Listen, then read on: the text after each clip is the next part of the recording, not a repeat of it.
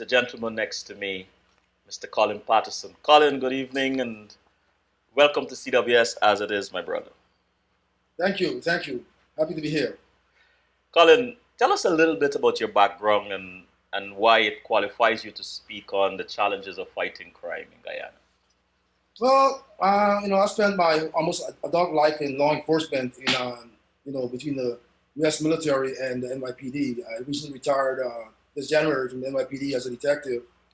During my career, I investigated homicides, identity, financial crimes, sex crimes, etc. So, and I've attended several universities, and I'm also a professor of criminal justice who teaches for the University of Maryland. So I would say I'm a subject matter expert on the topic of policing. I'm so glad you mentioned that, Colin. Um, Practical experience working with the New York Police Department as a detective. Adjunct. Have you moved from there, or are you still an adjunct professor? I'm still adjunct because I'm working. I'm doing my dissertation right now for Awesome. So I'll be finished in a couple of months, and I'll move from adjunct to associate professor. Awesome. Adjunct professor of criminal justice and public administration for the University of Maryland University College. Can you describe some of that experience as it relates to what you want to suggest for Guyana? Well, first of all, in order to move policing forward, Guyana needs to move the policing into the 21st century. Mm-hmm. They're still using antiquated British tactics of policing, which can already be defeated because the sophistication of the criminals that's currently in Guyana today is coming from the deportees. The entire Caribbean is having a similar problem because deportees who are being deported back to the States. As a matter of fact, a year ago I was in Guyana, and during my time there for the week, the U.S. government brought back 50 deportees on one flight. You bring back that large number of deportees who've been gone from Guyana since they were kids, and all they did in their life is crime in America. When they introduce them to the society, a very small percentage of them are going to go, and live a normal life. The majority of them revert back to crime because that's all they know.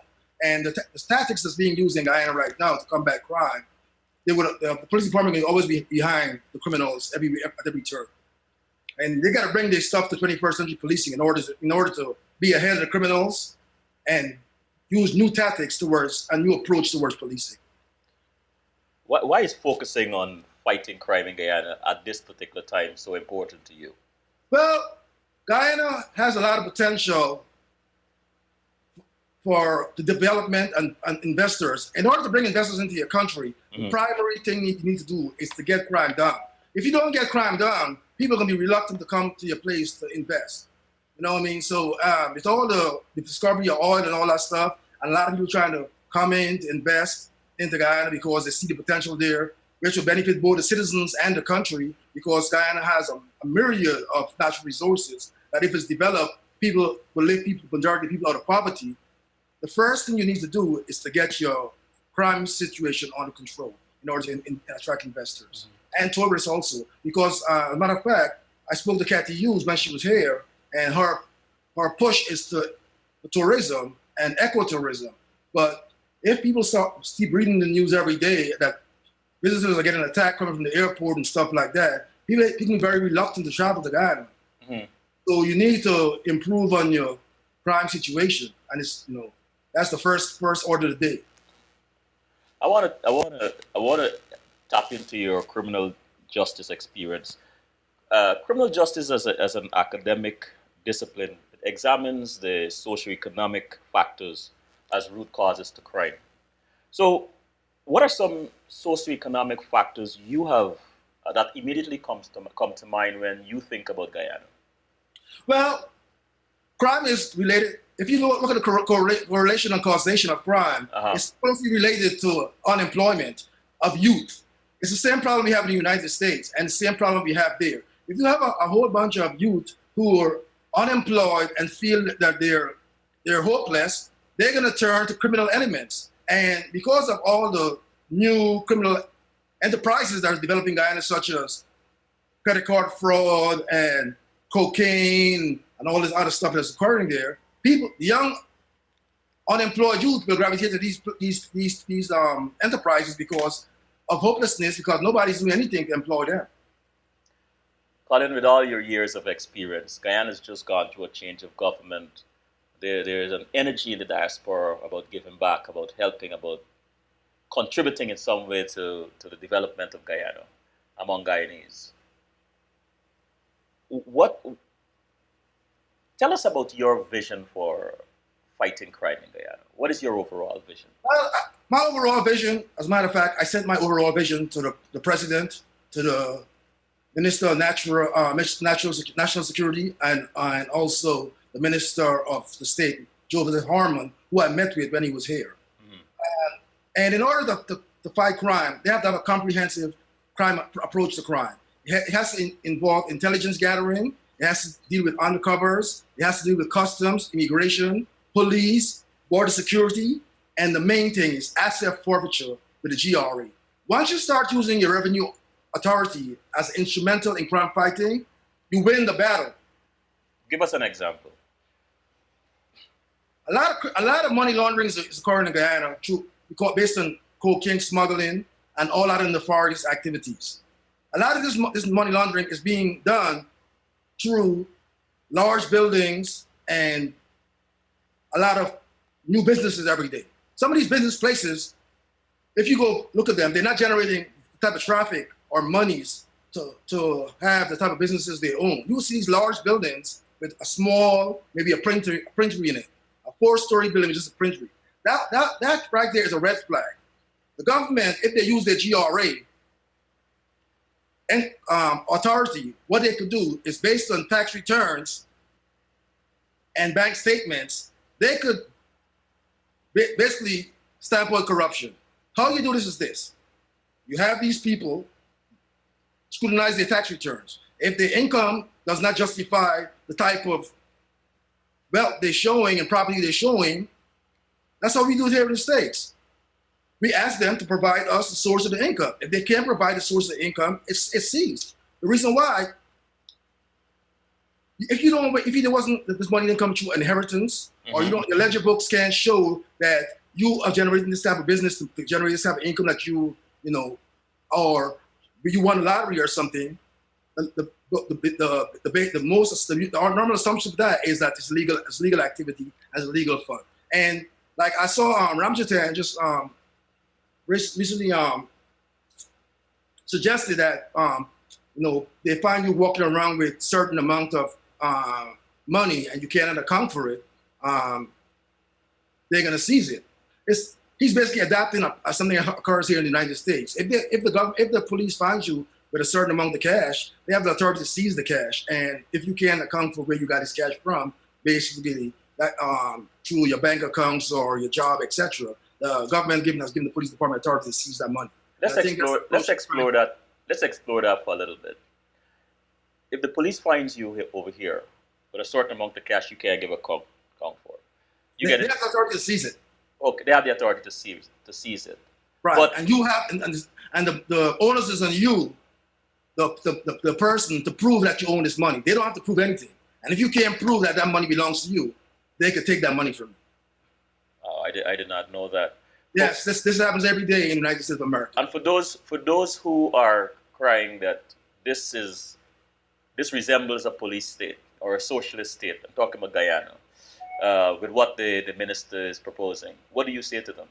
It's not socialism. It's done all over the world in almost all the Western countries, because that's how you stamp out corruption, you stamp out crime, you stamp out the parallel economy, which is the underground economy, which is mainly drugs and gold smuggling and all that stuff. You know what I mean? The country is losing money through all these nefarious activities. And it's one of the primary reasons why the development of the country and unemployment stays low. Because once the government is losing money, they can't hire people. They can't improve pay their employees much better. So guess what happens? That results in a corrupt cycle. All the employees now revert to taking bribe because the government keeps saying, "Oh, we can't pay our employees increased salaries because we're not making enough money in these industries because people are not declaring the gold or people are not selling the rice and et cetera, et cetera." So what happens? It's a cycle. It forces the government employees to become corrupt, and because they want to live and the government salaries are not enough, so that's what they revert to. Here's some point. You know, in the early 80s here in New York, police officers wasn't paid a lot, you know, and we had a high incidence of corruption in New York City Police Department. We had all these different scandals, the morgue boys, the lottery boys, all these different groups of guys who were running cops, who were running cocaine. Mm-hmm. Since New York City has elevated their salary, where the average police officer, you know, could make over $100,000 a year, you know, the number of corrupt incidents with large-scale corruption in the department went down. Because pay and corruption is correlated, and you can also find causation if you really dig deeper. Low pay for public employees always leads to corruption. You know, you actually answered my next question. I was going to ask you to describe where if this does not get under some control, where do you see where do you see Guyana heading in the next 5 years or so on? I'll tell you the truth. I've been saying this for the longest while. If they don't get control of crime and they don't institute severe penalties for crime abuse, for crime committers, and policies to push crime down, Guyana is going to be a failed narco state. Some examples of severe crime punishment. They don't really need to do punishment. They need to start. The main thing is they need to institute policies where they start getting the criminal elements of the street. Criminal element. I was in Guyana. I was driving around, and you know, it was embarrassing. I took my wife for the first time, and these young kids are riding around on motorcycles, and they're sticking people up at gunpoint off the back of the motorcycles. You know what I mean? And the problem, and the reason why that is, the police officers are sitting in the station house being reactive. You cannot be reactive policing if you want to fight crime. You got to engage in proactive policing. People might say, you know, stop, question, and frisk, and all that stuff. But listen, you do whatever it takes to get crime done. Because when your population is scared to go on the street, people are going to be scared to come to your country if the people who live there are scared to go on the street. So the government has to take whatever steps, you know, and their approach is too much reactive. I don't believe, you know, when an incident happens, you got to go to the police station to get the police to come. The police should be out in the street. There should, all those police officers who are issuing passports, doing clerical work, doing in the band and all that stuff, they should put civilians to do that job and redeploy all those police officers in the street. They're claiming that they're short 1,500 police officers. I can tell you, they have over 1,500 police officers doing clerical and admin work. So hire civilians, which will help the unemployment situation, to put those guys back in the street to do police work, and that's a start. Because you have omnipresence. Omnipresence is the biggest deterrent for crime.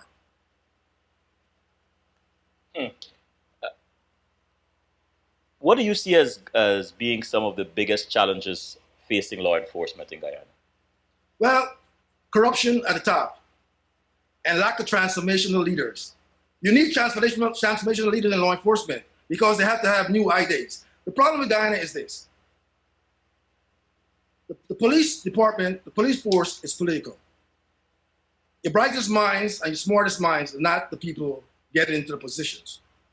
Once your police department is a political arm of the government, it's destined to fail. The police department has to be independent of your government. They cannot be intertwined.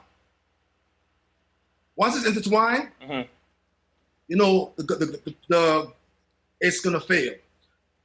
Per case in point, as you see in New York, in America here, although the police department is a municipal agency, the mayor cannot intervene directly into the affairs of the police department. He could suggest that, but because of regulatory and laws, he's not allowed to. So he doesn't have any influence over the operations of the police force. When you got a minister or a government who has direct influence over the police force and says who gets what and who's promoted to what, that's a recipe for failure. And that's the first problem. They need to get out of the British model of policing and adopt the American model of policing. Because the crime that they're seeing is American type crimes, not British model type of crimes. If you had the ears of the Minister of Home Affairs, what are 3 things critical to fighting crime in Guyana that you would recommend? The first thing they need to do is a robust internal affairs for the police department, because a lot of the criminals are wearing uniforms. That's why people have no confidence in the police department. When you have police officers converting and hanging out and drinking and getting money from criminals, what is the incentive for them to do their jobs? And I'm talking about this is all ranks. You know what I mean? You know, in order to be a transformational leader, you have to have transcend self-interest, and you must have a mature set of values. And this is lacking. These people don't have it because they know there's no consequences. So if you go to work every day and there's no consequences for you to do your job, not doing your job, and you could get $1 million a week on the street. For example, the superintendent of police who just got caught up in a $6 million scandal where he was allowing drugs to come in from Suriname to Guyana. When you got leaders at the top doing that stuff, it's a no-brainer. The people at the bottom will be doing it. Mm-hmm. You understand? So, you know, that's the problem. And their approach to police to intelligence gathering and plainclothes policing is totally wrong.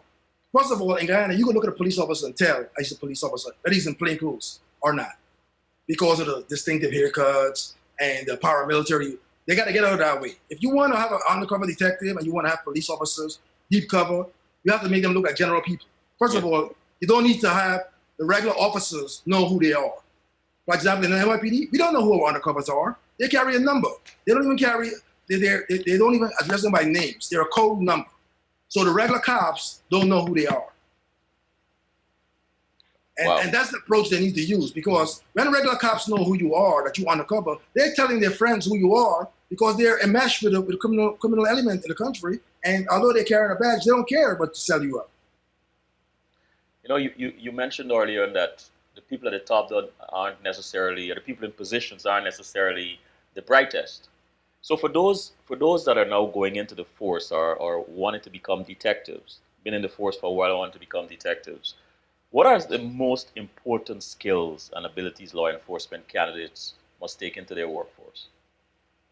You know, anybody can be a detective.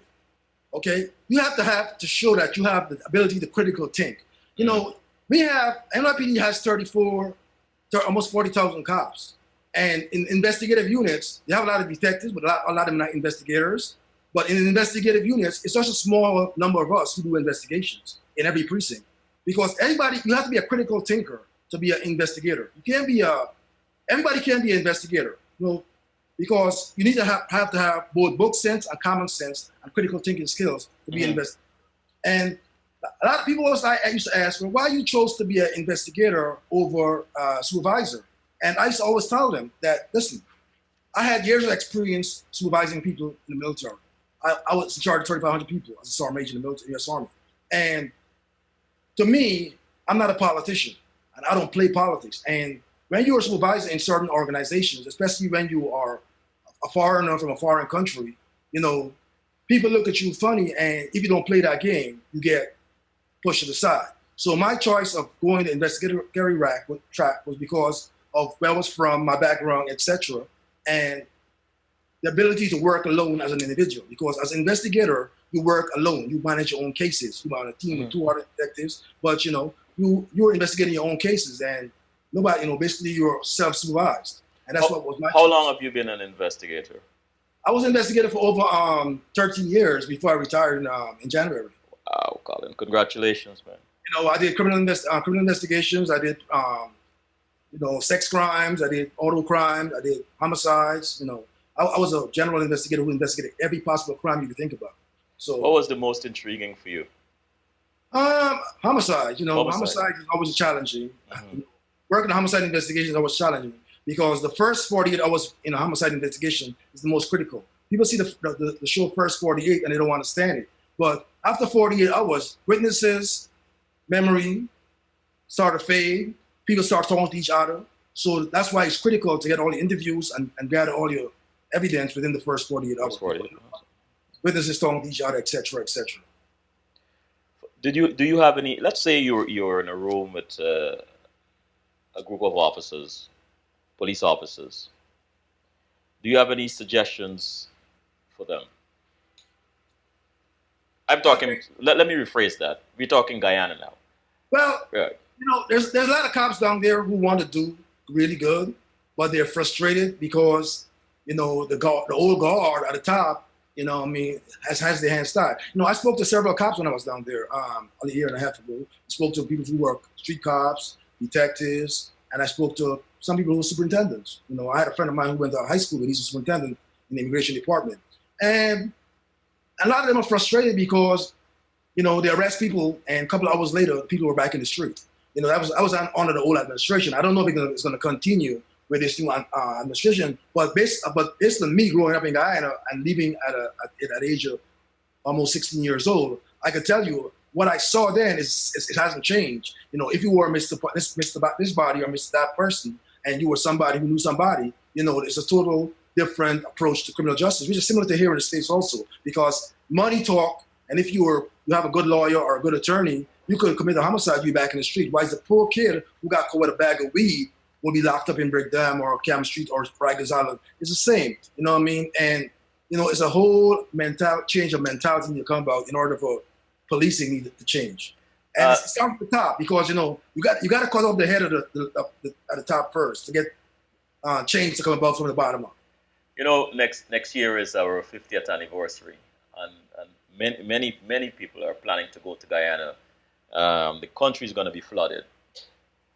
From a security standpoint, crime standpoint, what would be some of your recommendations to the police force, starting from now?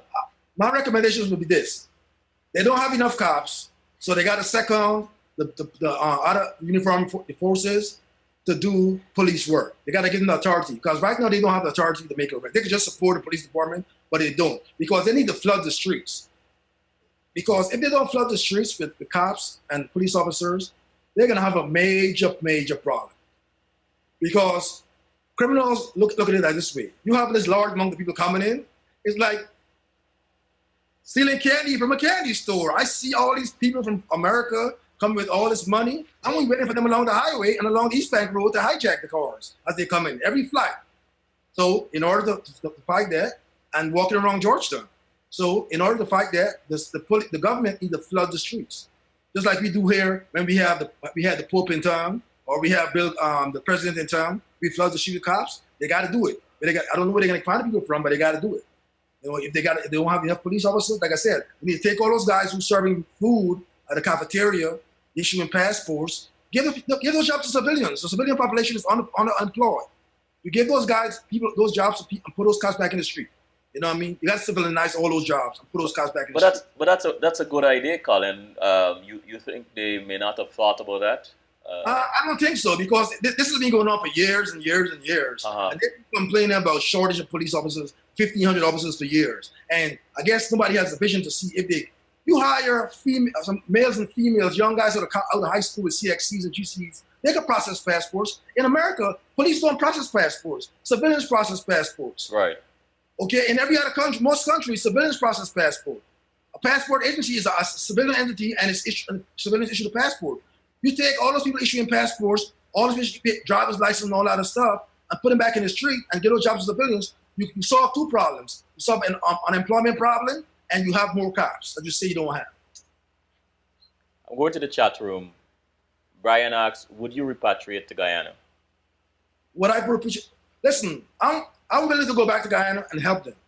And basically, I'm not the guy who's looking for the $1 million contract like Bernie Carrick. Let me give you an example. When Bernie Carrick came here for the country and got a contract from Jaggio, when Jaggio came here I offered the ambassador at the time, I forgot his name, the Indian guy who was ambassador at the time, my services. But the problem at the time, I think, was they didn't like hiring Afro-Guyanese. They only wanted to hire either Indo-Guyanese or prefer to hire the white American. So I was much more qualified than Bernie Carrick, who after he signed the contract, went to prison for the job they were offering to do. And I offered to do them based on just my expenses alone. Travel to Guyana, because I don't have any family there, so my housing costs, and whoever I bring with me to pay those people, because I'm not looking for the money. Right. I'm looking to do it I got distant relatives who still live there, and I still have a few friends who live there. And I want to do it to better my country and give back to the country to give me the foundation to be successful here in America. Because I tell people all the time, the education I got in Guyana at St. Joseph High School is what made me successful here in America. Is that offer still on the table, Colin? It's always is. It always has been. Mm-hmm. And Brian, And the president has my phone number. The minister of state has my phone number and email address. And the National Security Minister Ramjatan has my phone number and email address. you're just waiting for that call. I got a message from the president's secretary a couple of months ago saying he was very interested in what I wanted. I sent to them, the proposal I sent to them, and as of today, that was all I got. I can send the email to you if you think I'm joking. Well, hopefully, they're tuning in or tuned in and listening to what you have to say. Do you believe, Brian asks again, do you believe Guyana can improve crime fighting? Of course.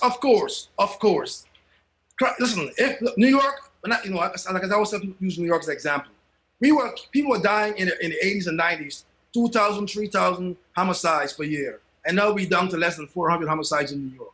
You know what I mean? It just takes transformational leadership and execution of the right tactics, and you could do it. You're going to ruffle a few feathers, but the overall public safety versus ruffling a few feathers, the gain is much greater than ruffling a few feathers. Colin, give us an example of a transformational leader. Give us an example of not a transformational leader, but something that is transformative. Well, a whole new approach. Mm-hmm. Somebody who brings a whole new approach. You know, listen, if you're in the field of law enforcement or criminal justice, there are so many best practices out there that you don't even have to redevelop it. You could take it and tweak it. Okay? There's no sense reinventing the wheel.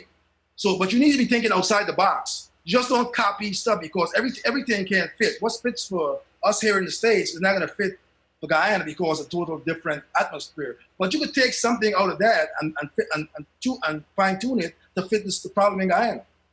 And there's a lot of things I could do to find I could fine tune from our processes here in the States, yeah, and FBI, and because I've been to the federal academies also, and come up with a plan to suit the problem in Guyana. So you don't have to reinvent the wheel.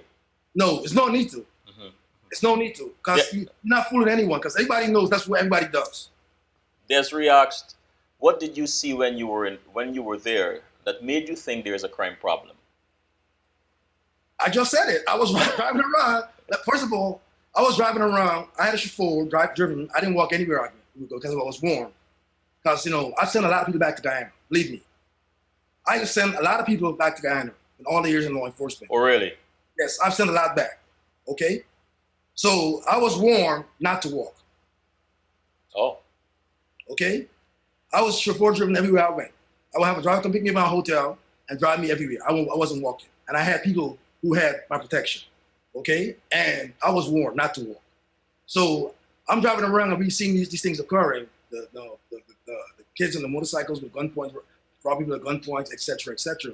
You know, and it's like, people just ignore it like it's normal. You know, and I was saying, how did this country get to this point? I remember when I left this country, first of all, it was never like dirty as it is. And then this, guns everywhere. Yeah. It's crazy. And you could tell by just driving around and looking at the gold stores, they have these security guards 3, 4 in every one of these stores with AK-47s guarding the store. So that tells you the severity of the crime problem. I remember in high school, hearing someone got stabbed was a novelty. It was a big thing. Yes. You know, you want to race to the scene to see this stabbing. Guns and that's every day, if you read the Guyana news like I do every day on a daily basis, it's shootings every day. Up to yesterday morning, people got shot and killed in front of Border Market. You know what I mean? Stop. I'm in tune with what's going on in Guyana, I believe, because I'm talking to people down there on a regular basis. Mm-hmm. And Desiree asks again, what did you enjoy most as an investigator? I spoke for the dead. That was what my best part of being an investigator. Speaking for the dead, because the dead can't speak for themselves. So as a homicide investigator, that's what we do. We speak for the dead. I think we got cut off there just. Yeah, sorry about that, Colin. So what's next for you, Colin? Well, I'm just here. You know, I'm retired. I'm home. I'm enjoying my retirement, and I'm just finishing up my dissertation for my doctorate. And once I'm done, you know, then I'm going to either start my own consultation business for law enforcement agencies, or I'm going to continue teaching. You know what I mean? What still surprises you about crime fighting? Nothing, because every day you learn. It's a crime. You learn new stuff every day, because these criminals today are very sophisticated. So in order for you to be relevant, you got to keep in tune with everything they're doing and learn, especially today with cybercrime and identity theft, which is the biggest criminal enterprise in the world today. Identity theft. It's even bigger than drugs. For example, the Jamaican lottery, it's much bigger in Jamaica than drugs today. Jamaica lottery scam. It's a $500 million industry, which is much more than the marijuana sales in Jamaica. So as an investigator, you got to keep up with all the new crimes and keep yourself relevant. Because if you want to be a consultant and want to consult for governments and all these Fortune 500 companies which offer me jobs, but right now I'm not interested in working because I'm doing my dissertation. I need to know the current situation in the field of what's going on. Mm-hmm. Colin, once again, very interesting conversation, and thank you so much for sharing your time this afternoon with us. So I look forward to chatting with you again some other time. Hope you'll come back. Well, I can tell you, anytime you need me, just call me, okay? Thank you, buddy. All right, take care. All right, man, take care. Colin, hit leave meeting for me, please. Okay, no problem. I totally forgot. I just got up. Thank you.